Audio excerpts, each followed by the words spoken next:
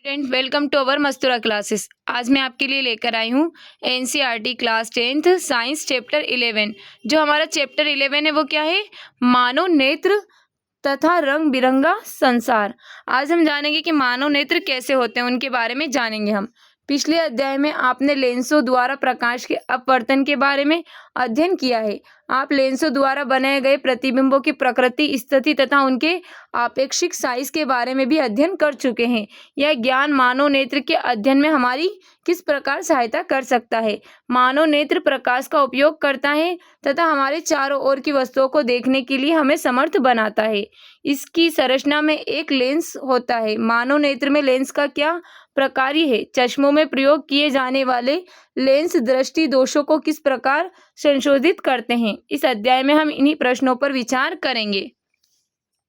पिछले अध्याय में हमने प्रकाश तथा इसके कुछ गुणों के बारे में अध्ययन किया था। इस अध्याय में हम इन धारणाओं का प्रकृति में कुछ प्रकाशीय परिघटनाओं के अध्ययन में उपयोग करेंगे। हम इंद्रधनुष में बनने वाले श्वेत प्रकाश के वर्णों, रंगों में परिक्षेपित, विभक्त होने तथा आकाश के नीले रंग के बारे में भी चर्चा करेंगे।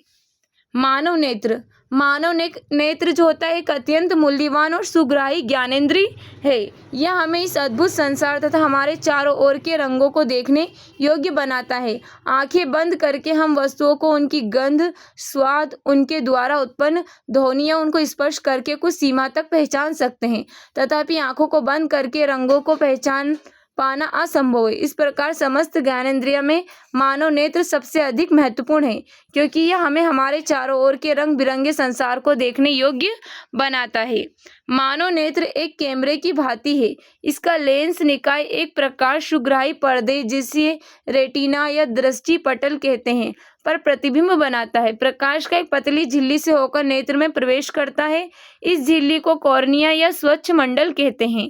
जैसा कि हम यहाँ पर चित्र में देख सकते हैं, मानव नेत्र का हमको चित्र दिखाया गया है। तो यहाँ पर क्या होता है? ये स्वच्छ मंडल होता है, यहाँ पर ये पुतली होती है और पारितारिका होती है, यहाँ पर नेत्रोद, और यहाँ पर क्रिस्टली लेंस, और यहाँ पर क्या है? पक्षमाभि पेशियां, और ये दृष्टिपटल, और यहाँ पर है दृक् तंत्रिका, और ये काचाभ द्रव। तो ये पूरा जो हमारा मानव नेत्र है उसका चित्र आपको यहाँ पर दिखाया गया है। तो हम इस चित्र के अनुसार यह झिल्ली नेत्र गोलक के अग्र पृष्ठ पर एक पारदर्शी उभार बनाती है। नेत्र गोलक की आकृति लगभग गोलाकार होती है तथा इसका व्यास लगभग 2.3 सेंटीमीटर होता है। नेत्र में प्रवेश करने वाली प्रकाश किरणों का अधिकांश अपवर्तन कॉर्निया के बाहरी पृष्ठ पर होता है। क्रिस्टली लेंस केवल विभिन्न दूरियों पर रखी वस्तुओं को रेटिना पर फोकसित करने के लिए आवश्यक फोकस दूरी में सूक्ष्म समायोजन करता है। कॉर्निया के पीछे एक संरचना होती है जिसे पारितारिका कहते हैं। परितारिका गहरा पेशी डायफ्राम होता है जो पुतली के साइज को नियंत्रित करता है। पुतली नेत्र में प्रवेश करने वाले प्रकाश की मात्रा को नियंत्रित करती है। अभिनेत्र लेंस रेटिना पर किसी वस्तु का उल्टा तथा वास्तविक प्रतिबिंब बनाता है। रेटिना एक कोमल सूक्ष्म झिल्ली होती है जिसमें बृहत संख्या में प्रकाश सुग्राही कोशिकाएं होती है। प्रदीप्त होने पर प्रकाश सुग्राही कोशिकाएं सक्रिय हो जाती है तथा विद्युत सिग्नल उत्पन्न करती है। ये सिग्नल दृक् तंत्रिकाओं द्वारा मस्तिष्क तक पहुंचता है और मस्तिष्क इन सिग्नलों की व्याख्या करता है तथा अंततः इस सूचना को संसाधित करता है, जिससे कि हम किसी वस्तु को जैसा है वैसा ही देख लेते हैं।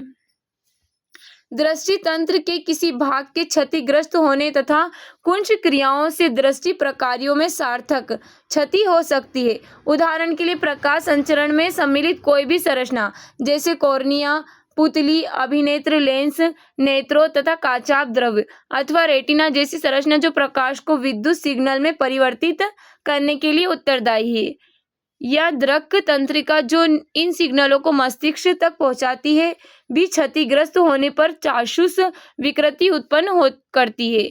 आपने अनुभव किया होगा कि जब आप तीव्र प्रकाश से किसी मंद प्रकाशित कमरे में प्रवेश करते हैं तो आरंभ में कुछ देर तक आप उस कमरे की वस्तुओं को नहीं देख पाते, तथापि कुछ समय पश्चात आप उसी मंद प्रकाशित कमरे की वस्तुओं को देख पाते हैं।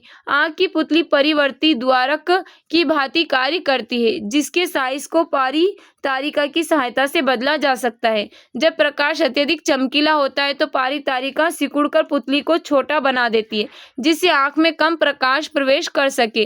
परंतु जब प्रकाश मंद होता है तो तारिका फैलकर पुतली को बड़ा बना देती है, जिससे आंख में अधिक प्रकाश प्रवेश कर सके। इस प्रकार मंद प्रकाश में तारिका शिथिलता से पुतली पूर्ण रूप से खुल जाती है। समंजन क्षमता। अभिनेत्र लेंस रेशेदार जेलीवत पदार्थ का बना होता है। इसकी वक्रता में कुछ सीमाओं तक पक्ष मांसपेशियों द्वारा रूपांतरण किया जा सकता है। अभिनेत्र लेंस की वक्रता में परिवर्तन होने पर इसकी फोकस दूरी भी परिवर्तित हो जाती है। जब पेशियां शिथिल होती है तो अभिनेत्र लेंस पतला हो जाता है। इस प्रकार इसकी फोकस दूरी बढ़ जाती है। इस स्थिति में हम दूर रखी वस्तुओं को स्पष्ट देख पाने में समर्थ होते हैं।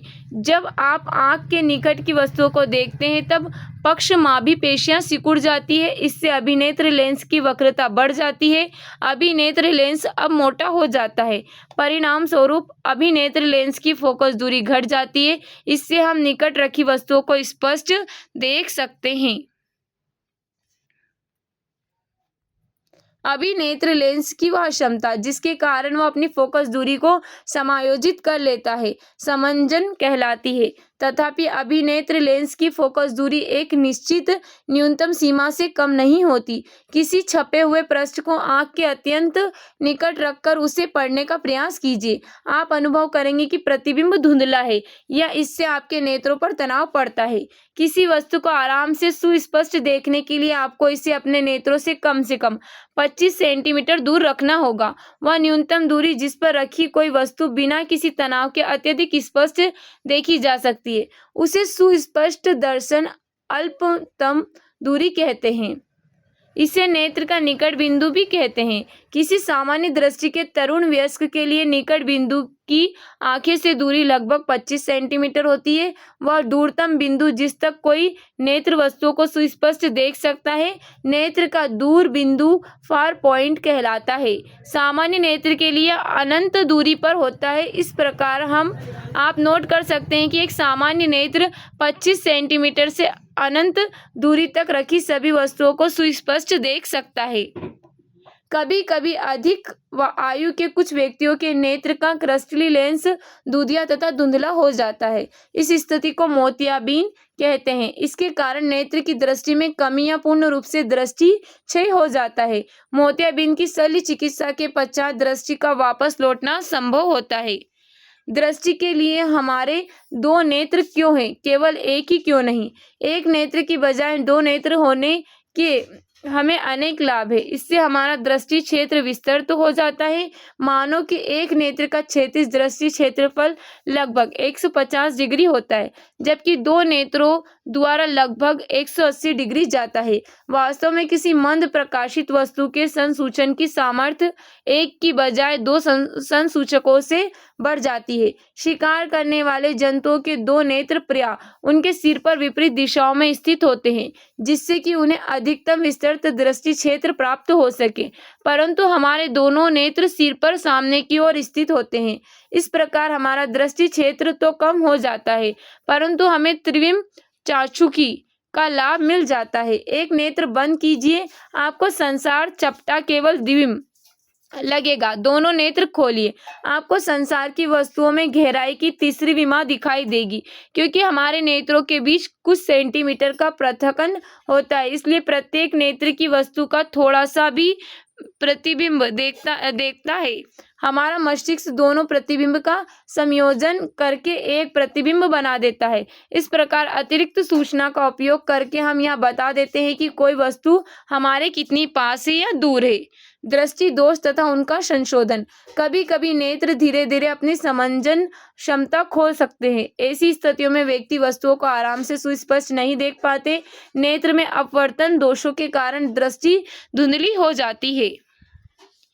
प्रमुख रूप से दृष्टि के 3 सामान्य अपवर्तन दोष है। ये दोष है निकट दृष्टि, दूसरा दीर्घ दृष्टि तथा तीसरा जरा दूरदृष्टिता। इन दोषों को उपयुक्त गोली लेंस के उपयोग से संशोधित किया जा सकता है। हम इन दोषों तथा उनके संशोधन के बारे में संक्षेप में नीचे चर्चा करेंगे। निकट दृष्टि दोष। निकट दृष्टि दोष को निकट दृष्टिता भी कहते हैं। निकट दृष्टि दोष युक्त कोई व्यक्ति निकट रखी वस्तुओं को तो स्पष्ट देख सकता है, परंतु दूर रखी वस्तुओं को वह सुस्पष्ट नहीं देख पाता। ऐसे दोष युक्त व्यक्ति का दूर बिंदु अनंत पर न होकर नेत्र के पास आ जाता है। ऐसा व्यक्ति कुछ मीटर दूर रखी वस्तुओं को ही सुस्पष्ट देख पाता है। निकट दृष्टि दोष युक्त नेत्र में किसी दूर रखी वस्तु का प्रतिबिंब दृष्टि पटल रेटिना पर न बनकर दृष्टि पटल के सामने बनता है, जैसा कि आप यहाँ पर चित्र में देख सकते हैं। इस दोष के उत्पन्न होने के कारण जो पहला होता है अभिनेत्र लेंस की वक्रता का अत्यधिक होना अथवा नेत्र गोलक का लंबा हो जाना। इस दोष को किसी उपयुक्त क्षमता के अवतल लेंस अपसारी लेंस के उपयोग द्वारा संशोधित किया जा सकता है। इसे चित्र जो हमारा 11.2c में दर्शाया गया है। उपयुक्त क्षमता का अवतल लेंस वस्तु के प्रतिबिंब को वापस दृष्टि पटल रेटिना पर ले आता है तथा इस प्रकार इस दोष का संशोधन हो जाता है। यहाँ पर हमको चित्र में दिखाया गया है निकट दृष्टि दोषयुक्त नेत्र का दूर बिंदु। फिर हम यहाँ पर देखते हैं निकट दृष्टि दोषयुक्त नेत्र। फिर आगे जो हमारा दे रखा है यहाँ पर सी वाला निकट दृष्टि दोष का संशोधन। दीर्घ दृष्टि दोष। अब दीर्घ दृष्टि दोष के बारे में हम जानेंगे। दीर्घ दृष्टि दोष को दूर दृष्टिता भी कहते हैं। दीर्घ दृष्टि दोष युक्त कोई व्यक्ति दूर की वस्तुओं को तो स्पष्ट देख सकता है, परंतु निकट रखी वस्तुओं को सुस्पष्ट नहीं देख पाता। ऐसे दोषयुक्त व्यक्ति का निकट बिंदु सामान्य निकट बिंदु जो 25 सेंटीमीटर से दूर हट जाता है। ऐसे व्यक्तियों को आराम से सुस्पष्ट पढ़ने के लिए पठन सामग्री को नेत्र से 25 सेंटीमीटर से काफ़ी अधिक दूरी पर रखना पड़ता है। इसका कारण यह है कि पास रखी वस्तु से आने वाली प्रकाश किरणें दृष्टि पटल रेटिना के पीछे फोकसित होती है, जैसा कि चित्र 11.3b में दर्शाया गया है। इस दोष के उत्पन्न होने के कारण अभिनेत्र लेंस की फोकस दूरी का अत्यधिक हो जाना अथवा नेत्र गोलक का छोटा हो जाना है, जैसा कि हम यहाँ पर देख सकते हैं। दीर्घ दृष्टि दोषयुक्त नेत्र का निकट बिंदु, दीर्घ दृष्टि दोषयुक्त नेत्र और यहाँ पर दिखाया गया है दीर्घ दृष्टि दोष का संशोधन। दीर्घ दृष्टि दोषयुक्त नेत्र तथा दीर्घ दृष्टि दोष का संशोधन। एन दीर्घ दृष्टि दोषयुक्त नेत्र का निकट बिंदु और एन डैश क्या दे रखा है सामान्य नेत्र का निकट बिंदु। अब हम आगे देखते हैं यहाँ पर इस दोष को उपयुक्त क्षमता के अभिसारी लेंस उत्तल लेंस का उपयोग करके संशोधित किया जा सकता है। इसे चित्र में दर्शाया गया है। उत्तल लेंस युक्त चश्मे दृष्टि पटल पर वस्तु का प्रतिबिंब फोकसित करने के लिए आवश्यक अतिरिक्त क्षमता प्रदान करते हैं। जरा दूरदृष्टिता। आयु में वृद्धि होने के साथ साथ मानव नेत्र की समंजन क्षमता घट जाती है। अधिकांश व्यक्तियों का निकट बिंदु दूर हट जाता है। संशोधक चश्मों के बिना उन्हें पास की वस्तुओं को आराम से सुस्पष्ट देखने में कठिनाई होती है। इस दोष को जरा दूरदृष्टि कहते हैं। यह पक्षमाभी पेशियों के धीरे धीरे दुर्बल होने तथा क्रिस्टली लेंस के लचीलेपन में कमी आने के कारण उत्पन्न होता है। कभी कभी किसी व्यक्ति के नेत्र में दोनों ही प्रकार के दोष निकट दृष्टि तथा दूर दृष्टि दोष हो सकते हैं। ऐसे व्यक्ति को वस्तुओं को सुस्पष्ट देख सकने के लिए प्रिया द्विफोकसी लेंसों की आवश्यकता होती है। सामान्य प्रकार के द्विफोकसी लेंसों में अवतल तथा उत्तल दोनों लेंस होते हैं। ऊपरी भाग अवतल लेंस होता है। यह दूर की वस्तुओं को सुस्पष्ट देखने में सहायता करता है। निचला भाग उत्तल लेंस होता है। यह पास की वस्तुओं को सुस्पष्ट देखने में सहायता करता है। आजकल स्पर्श लेंस अथवा शल्य हस्तक्षेप द्वारा दृष्टि दोषों का संशोधन संभव है। यहाँ कुछ क्वेश्चन दिए गए, इनके आंसर आप कमेंट बॉक्स में कमेंट करना। आगे हम देखते हैं प्रिज्म से प्रकाश का अपवर्तन। आप अध्ययन कर चुके हैं कि एक आयताकार कांच की स्लेब से गुजरने वाला प्रकाश किस प्रकार अपवर्तित होता है। समांतर अपवर्तक पृष्ठों के लिए जैसा कि कांच के स्लेब में होता है, अपवर्तित किरण आपतित किरण के समांतर होती है, तथापि पार्श्वों में यह कुछ विस्थापित हो जाती है। किसी पारदर्शी प्रिज्म से गुजरने पर प्रकाश किस प्रकार अपवर्तित होगा। कांच के एक त्रिभुज प्रिज्म पर विचार कीजिए। इसके दो त्रिभुजाकार आधार तथा 3 आयताकार पार्श्व पृष्ठ होते हैं। ये पृष्ठ एक दूसरे पर झुके होते हैं। इसके दो पार्श्व फलकों के बीच के कोण को प्रिज्म कोण कहते हैं। आइए अब एक क्रियाकलाप के द्वारा अध्ययन करें कि कांच के त्रिभुज प्रिज्म से गुजरने पर प्रकाश किस प्रकार अपवर्तित होता है। जरा सोचिए, अद्भुत वस्तुओं का वर्णन करते हैं आप जिन्हें देख सकते हैं। आप चमकीला दीप्त सूर्य कहते हैं। यह आप अनुभव में भी करता है कि दीप्त सूर्य का ताप पर समझ ना पाया अब तक यहाँ में बनाता कैसे वह दिन और रात। सी सिबेर द्वारा अंग्रेजी भाषा में रचित कविता की कुछ पंक्तियां का हिंदी रूपांतर। क्या आप जानते हैं कि हमारे नेत्र हमारी मृत्यु के पश्चात भी जीवित रहते हैं? अपनी मृत्यु के पश्चात नेत्र दान करके हम किसी नेत्रहीन व्यक्ति के जीवन को प्रकाश से भर सकते हैं। विकासशील देशों के लगभग 3.5 करोड़ व्यक्ति दृष्टिहीन हैं तथा उनमें से अधिकांश की दृष्टि ठीक की जा सकती है। कॉर्निया अंधता से पीड़ित लगभग 45 लाख व्यक्तियों को नेत्रदान द्वारा प्राप्त कॉर्निया के प्रत्यारोपण से ठीक किया जा सकता है। इन 45 लाख व्यक्तियों में 60% बच्चे 12 वर्ष से कम आयु के हैं। अतः यदि हमें दृष्टि का वरदान प्राप्त है तो क्यों ना इसे हम उन्हें अपने नेत्र देकर जाएं जिनके पास दृष्टि नहीं है। नेत्रदान करते समय हमें किन किन बातों का ध्यान में रखना चाहिए? नेत्रदान करने वाला व्यक्ति किसी भी आयु वर्ग अथवा लिंग का हो सकता है। चश्मा पहनने वाले या मोतियाबिंद का ऑपरेशन करा चुके व्यक्ति भी नेत्रदान कर सकते हैं। मधुमेह अथवा उच्च रक्तचाप से पीड़ित व्यक्ति, दमे के रोगी तथा वे व्यक्ति जिन्हें कोई संक्रामक रोग नहीं है भी नेत्रदान कर सकते हैं। मृत्यु के पश्चात 4 से 6 घंटे के भीतर नेत्र निकाल लिए जाने चाहिए। अतः समीप के नेत्र बैंक को तुरंत सूचित करें। नेत्र बैंक की टीम दिवंगत व्यक्ति के घर पर या अस्पताल में नेत्र निकाल लेगी। नेत्र निकालने में मात्र 10 से 15 मिनट का समय लगता है। यह एकल सरल प्रक्रिया है तथा इसमें किसी प्रकार का विरूपण नहीं होता। ऐसे व्यक्तियों को एड्स, हेपेटाइटिस बी या फिर सी, जलभीति, तीव्र लुकीमिया, धनु स्तंभ, हैजा, तानिका शोध या मस्तिष्क शोध से संक्रमित है या जिनकी इनके कारण मृत्यु हो नेत्रदान नहीं कर सकते। नेत्र बैंक दान किए गए नेत्रों को एकत्रित करता है, उनका मूल्यांकन करता है तथा उन्हें वितरित करता है। सभी दान किए गए नेत्रों का चिकित्सा के उच्च मानदंडों द्वारा मूल्यांकन किया जाता है। प्रत्यारोपण के मानकों पर खरे न उतरने वाले नेत्र को महत्वपूर्ण अनुसंधान एवं चिकित्सा शिक्षा के लिए प्रयोग किया जाता है। दानकर्ता तथा नेत्र लेंस लेने वाले दोनों ही पहचान को गुप्त रखा जाता है। नेत्रों का एक युगल कॉर्निया अंधता से पीड़ित 4 व्यक्तियों तक को दृष्टि प्रदान कर सकता है।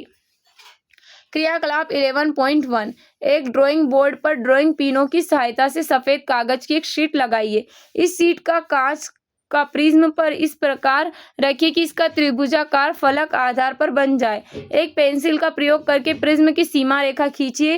प्रिज्म के किसी एक अपवर्तक पृष्ठ AB से कोई कोण बनाती हुई एक सरल रेखा PE खींचिए। रेखा PE पर 2 पीने बिंदु P तथा Q पर गाड़ियां जैसे चित्र 11.4 में दर्शाया गया है। फलक AC की ओर से P तथा Q पिनों के प्रतिबिंब को देखिए। R तथा S बिंदुओं पर 2 और पीने इस प्रकार गाड़ी की पिन R तथा S एवं P तथा Q के प्रतिबिंब एक सीधी रेखा में दिखाई दे। पिनों तथा कांच के प्रिज्म को हटाइए। रेखा P प्रिज्म की सीमा रेखा बिंदु E पर मिलती है। इसी प्रकार बिंदुओं R तथा S को एक रेखा से जोड़िए तथा इस रेखा को इस प्रकार आगे बढ़ाइए कि यह प्रिज्म के फलक AC से F पर मिले। हम पहले ही देख चुके हैं कि पिनों P तथा Q को मिलाने वाली रेखा फलक AB से E पर मिलती है।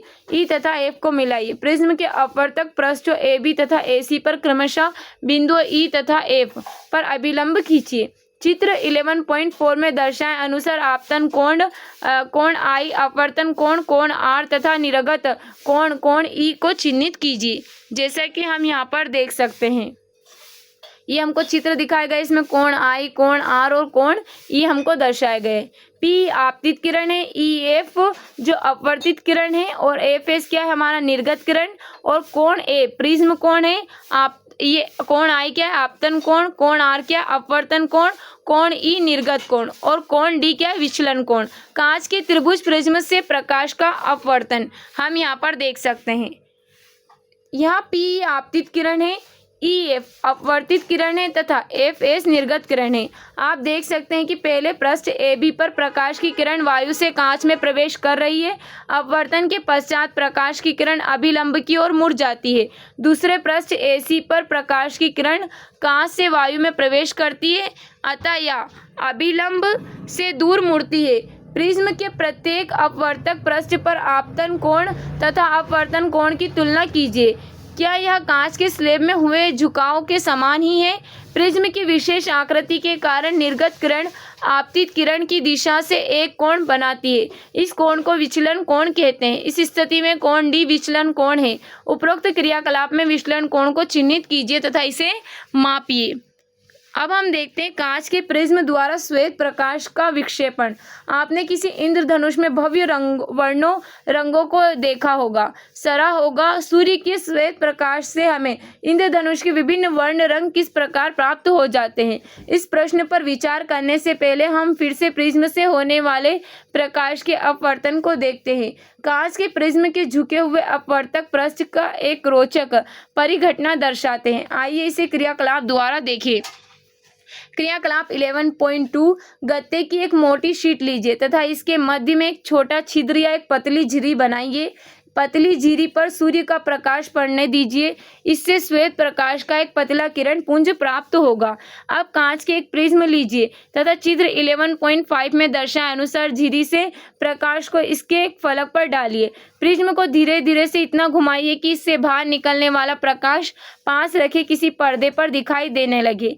आप क्या देखते हैं? आप वर्णों की एक आकर्षक पट्टी देखेंगे। ऐसा क्यों होता है? संभवतः प्रिज्म में आपतित श्वेत प्रकाश को रंगों वर्णों की पट्टी में विभक्त कर दिया है। इस रंगीन पट्टी के दोनों सिरों पर दिखाई देने वाले वर्णों को नोट कीजिए। पर्दे पर दिखाई देने वाले वर्णों का क्रम क्या है? दिखाई देने वाले विभिन्न वर्णों का क्रम है बैगनी, जामुनी, नीला, हरा, पीला, नारंगी तथा लाल, जैसा कि चित्र में दर्शाया गया है। प्रसिद्ध परिवर्णी शब्द आपको वर्णों के क्रम याद रखने में सहायता करता है। जैसे हम यहाँ पर देख सकते हैं विबग्योर जो शब्द है यहाँ पर क्या करता है, हमें वर्णों को याद करने में हमारी सहायता करता है। प्रकाश के अवयवी वर्णों के इस बैंड को स्पेक्ट्रम कहते हैं। हो सकता है कि आप सभी वर्णों को अलग अलग ना देख पाएं, फिर भी कुछ ऐसा अवश्य है जो प्रत्येक वर्ण को एक दूसरे से अलग करता है। प्रकाश के अवयवी वर्णों में विभाजन को विक्षेपण कहते हैं। जैसे कि हम यहाँ पर देख सकते हैं इस चित्र को, श्वेत प्रकाश पुंज और ये क्या है, हमारा जो कांच का प्रिज्म है। श्वेत प्रकाश का स्पेक्ट्रम जो हमको यहाँ पर दिखाई दे रहा है, कांच के प्रिज्म द्वारा श्वेत प्रकाश का विक्षेपण होता हुआ हमको दिखाई दे रहा है। आपने देखा है कि श्वेत प्रकाश प्रिज्म द्वारा इसके 7 अवयवी वर्णों में विक्षेपित हो जाता है। हमें ये वर्ण क्यों प्राप्त होते हैं? किसी प्रिज्म से गुजरने के पश्चात प्रकाश के विभिन्न वर्ण आपतित किरण के सापेक्ष अलग अलग कोणों पर झुकते मुड़ते हैं। लाल प्रकाश सबसे कम झुकता है जबकि बैंगनी सबसे अधिक झुकता है। इसलिए प्रत्येक वर्ण की किरणें अलग अलग पथों के अनुदिश निर्गत होती है तथा सुस्पष्ट दिखाई देती है। यह सुस्पष्ट वर्णों का बैंड ही हमें स्पेक्ट्रम के रूप में दिखाई देता है। आइजैक न्यूटन ने सर्वप्रथम सूर्य का स्पेक्ट्रम प्राप्त करने के लिए कांच के प्रिज्म का उपयोग किया। एक दूसरा समान प्रिज्म उपयोग करके उन्होंने श्वेत प्रकाश के स्पेक्ट्रम के वर्णों को और अधिक विभक्त करने का प्रयत्न किया, किंतु उन्हें और अधिक वर्ण नहीं मिल पाए। फिर उन्होंने चित्र की भांति एक दूसरा सर्वसम प्रिज्म पहले प्रिज्म के सापेक्ष उल्टी स्थिति में रखा। इससे स्पेक्ट्रम के सभी वर्ण दूसरे प्रिज्म से होकर गुजरे। उन्होंने देखा कि दूसरे प्रिज्म से श्वेत प्रकाश का किरण पुंज था निर्गत हो रहा है। इस प्रेक्षण से न्यूटन को यह विचार आया कि सूर्य का प्रकाश 7 वर्णों से मिलकर बना है। कोई भी प्रकाश जो सूर्य के प्रकाश के सदृश स्पेक्ट्रम बनाता है प्रिय श्वेत प्रकाश कहलाता है। इंद्रधनुष वर्षा के पश्चात आकाश में जल के सूक्ष्म कण में दिखाई देने वाला प्राकृतिक स्पेक्ट्रम है। यह वायुमंडल में उपस्थित जल की सूक्ष्म बूंदों द्वारा सूर्य के प्रकाश के परिक्षेपण के कारण प्राप्त होता है। इंद्रधनुष सदैव सूर्य के विपरीत दिशा में बनता है। जल की सूक्ष्म बूंदें छोटे प्रिज्मों की भांति कार्य करती है। सूर्य के आपतित प्रकाश को ये बूंदें अपवर्तित तथा विक्षेपित करती है। तत्पश्चात इसे आंतरिक परावर्तित करती है। अंततः जल की बूंद से बाहर निकलते समय प्रकाश को पुनः अपवर्तित करती है। प्रकाश के परिक्षेपण तथा आंतरिक परावर्तन के कारण विभिन्न वर्ण प्रेक्षक के नेत्रों तक पहुंचते हैं। यदि सूर्य आपकी पीठ की ओर हो और आप आकाश की ओर धूप वाले किसी दिन किसी जल प्रपात अथवा जल के फव्वारे से देखें तो आप इंद्रधनुष का दृश्य देख सकते हैं। तो हम यहाँ पर देख सकते हैं, सबसे पहले तो हमें एक चित्र दिखाई दे रहा है श्वेत प्रकाश के स्पेक्ट्रम का पुनर्योजन। जैसे कि हम यहाँ पर देख सकते हैं, ये श्वेत प्रकाश, यहाँ से श्वेत प्रकाश और यहाँ पर ये पर्दा दिखाई दे रहा है हमको। अब आकाश में इंद्रधनुष जो आपको यहाँ पर दिखाई दे रहा है, इसमें कितने वर्ण होते हैं? तो इसमें 7 वर्ण होते हैं। इंद्रधनुष का बनना, इंद्रधनुष कैसे बनता है? ये सूर्य का प्रकाश और ये क्या है यहाँ पर वर्षा की बूंद, तो इससे मिलकर क्या बनता है? हमारे यहाँ पर इंद्रधनुष बनता है। वायुमंडलीय अपवर्तन, आपने संभवतः कभी आग या भट्टी अथवा किसी ऊष्मीय विकिरण के ऊपर उड़ती गर्म वायु के विक्षोभ प्रवाह में धूल के कणों के आभासी अनियमित अस्थिर गति अथवा झिलमिलाहट देखी होगी। आग के तुरंत ऊपर की वायु अपने ऊपर की वायु की तुलना में अधिक गर्म हो जाती है। गर्म वायु अपने ऊपर की ठंडी वायु की तुलना में हल्की कम सघन होती है तथा इसका अपवर्तनांक ठंडी वायु की अपेक्षा थोड़ा कम होता है, क्योंकि अपवर्त तक माध्यम वायु की भौतिक अवस्थाएं स्थिर नहीं है। इसलिए गर्म वायु में से होकर देखने पर वस्तु की आभासी स्थिति परिवर्तित होती रहती है। इस प्रकार यह अस्थिरता हमारे स्थानीय पर्यावरण में लघु स्तर पर वायुमंडलीय अपवर्तन, पृथ्वी के वायुमंडल के कारण प्रकाश का अपवर्तन का ही एक प्रभाव है। तारों का टिमटिमाना बृहत स्तर की एक ऐसी ही परिघटना है। आइए देखिए इसकी व्याख्या हम किस प्रकार कर सकते हैं। तारों का टिमटिमाना, तारों के प्रकाश के वायुमंडलीय अपवर्तन के कारण ही तारे टिमटिमाते प्रतीत होते हैं। पृथ्वी के वायुमंडल में प्रवेश करने के पश्चात पृथ्वी के पृष्ठ पर पहुंचने तक तारे का प्रकाश निरंतर अपवर्तित होता जाता है। वायुमंडलीय अपवर्तन उसी माध्यम में होता है जिसका क्रमिक परिवर्ती अपवर्तनांक हो, क्योंकि वायुमंडल तारे के प्रकाश को अभिलंब की ओर झुका देता है। अतः तारे की आभासी स्थिति उसकी वास्तविक स्थिति से कुछ भिन्न प्रतीत होती है। क्षितिज के निकट देखने पर चित्र कोई तारा अपनी वास्तविक स्थिति से कुछ ऊंचाई पर प्रतीत होता है। इसके अतिरिक्त जैसा कि ऐसी परिस्थिति में पिछले अनुभाग में वर्णन किया जा चुका है, तारे की आभासी स्थिति भी स्थायी न होकर धीरे धीरे थोड़ी बदलती भी रहती है, क्योंकि पृथ्वी के वायुमंडल की भौतिक अवस्थाएं स्थायी नहीं है। चूंकि तारे बहुत दूर है, अतः वे प्रकाश के बिंदु स्रोत के सन्निकट है, क्योंकि तारों से आने वाली प्रकाश किरणों का पथ थोड़ा थोड़ा परिवर्तित होता रहता है।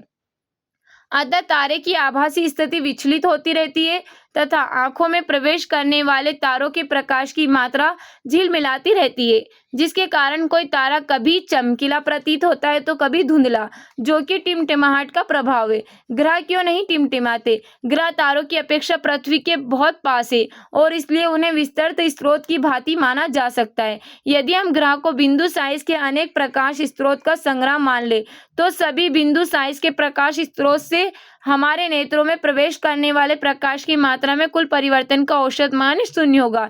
इसी कारण टिमटिमाने का प्रभाव निष्प्रभावित हो जाएगा।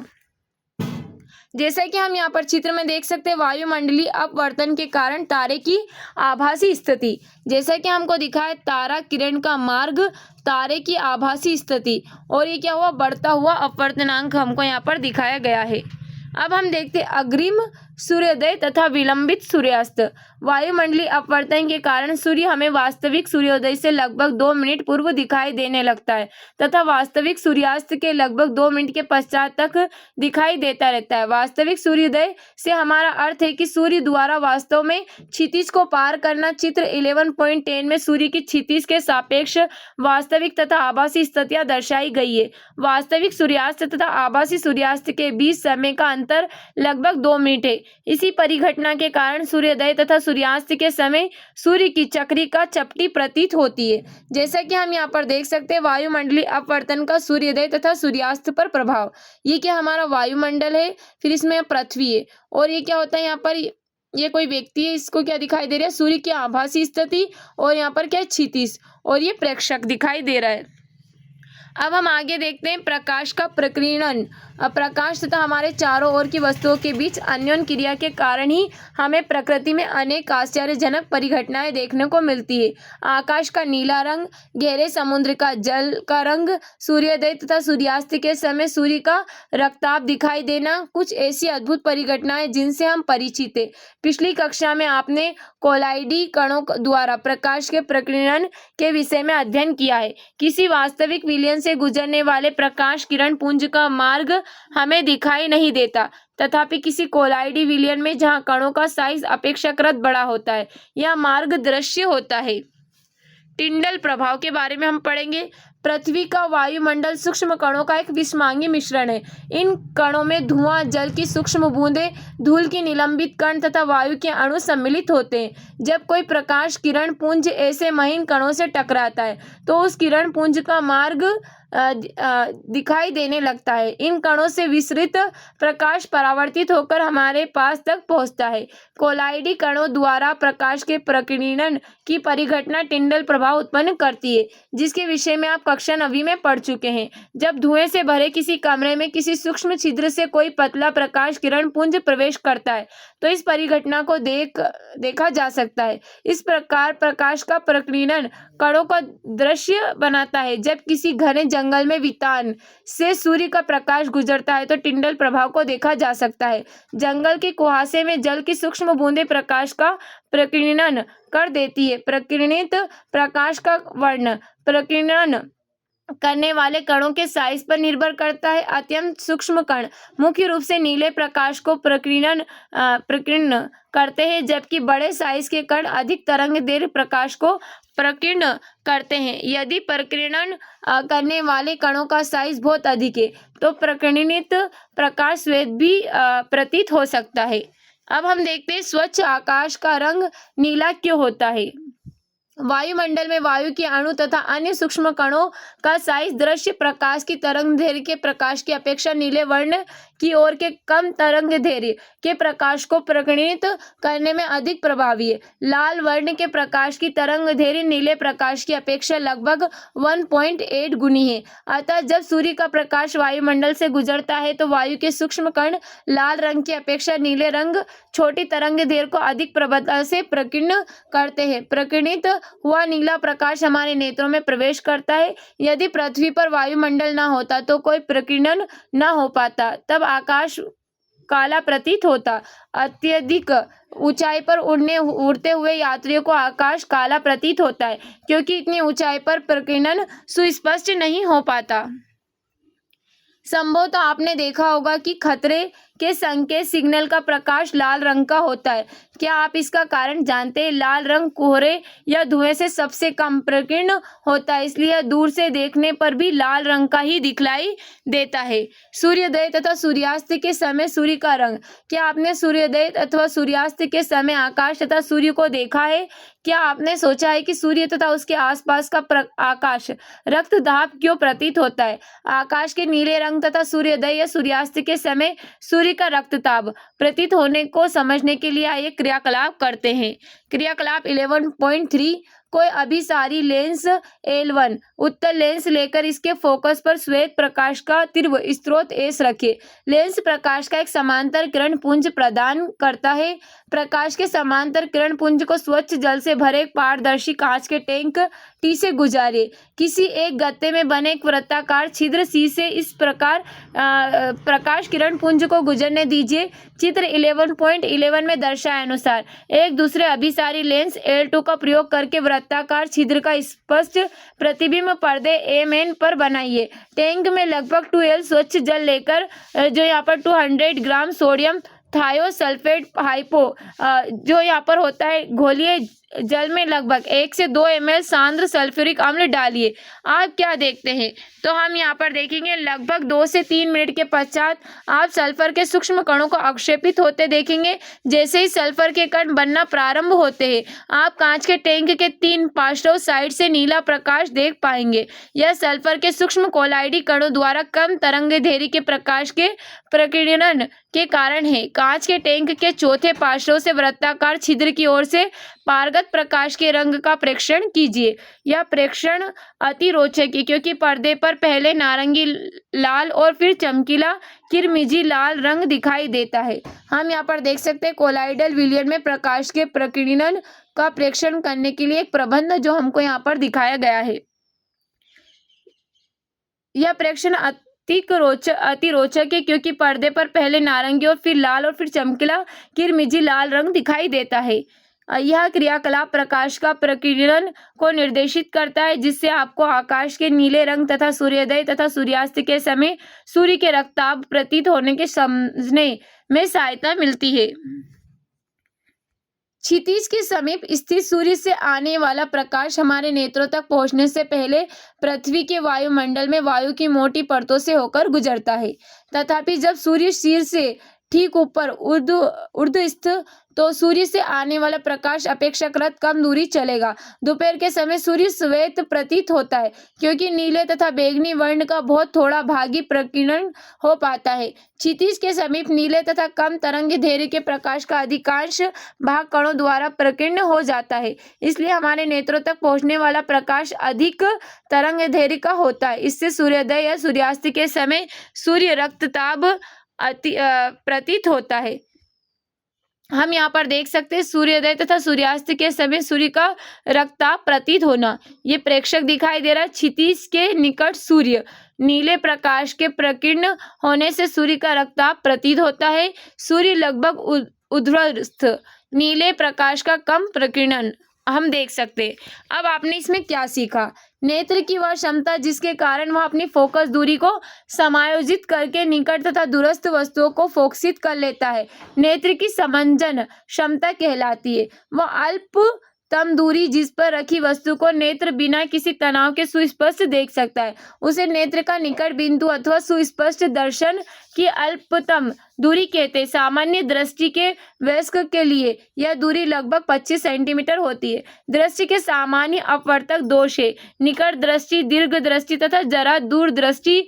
निकट दृष्टिता दूर रखी वस्तु का प्रतिबिंब दृष्टि पटल के सामने बनता है को उचित क्षमता के अवतल लेंस द्वारा संशोधित किया जाता है। दीर्घ दृष्टि दूर दृष्टिता पास रखी वस्तुओं के प्रतिबिंब दृष्टि पटल के पीछे बनते हैं को उचित क्षमता के उत्तल लेंस द्वारा संशोधित किया जाता है। वृद्ध अवस्था में नेत्र की समंजन क्षमता घट जाती है। श्वेत प्रकाश का इसके अवयवी वर्णों में विभाजन विक्षेपण कहलाता है। प्रकाश के प्रकीर्णन के कारण आकाश का रंग नीला तथा सूर्योदय एवं सूर्यास्त के समय सूर्य रक्तताप प्रतीत होता है। अब हमें अभ्यास के लिए कुछ क्वेश्चंस दिए गए। इन क्वेश्चंस के आंसर आप कमेंट बॉक्स में कमेंट करना। उम्मीद है जो हमारा आज का चैप्टर आपको अच्छा लगा। अगर हमारा आज का चैप्टर आपको अच्छा लगा है तो इसी तरह की अपडेट के लिए हमारे चैनल को सब्सक्राइब करें और बेल आइकन को दबाना ना भूलें। Okay, thank you so much.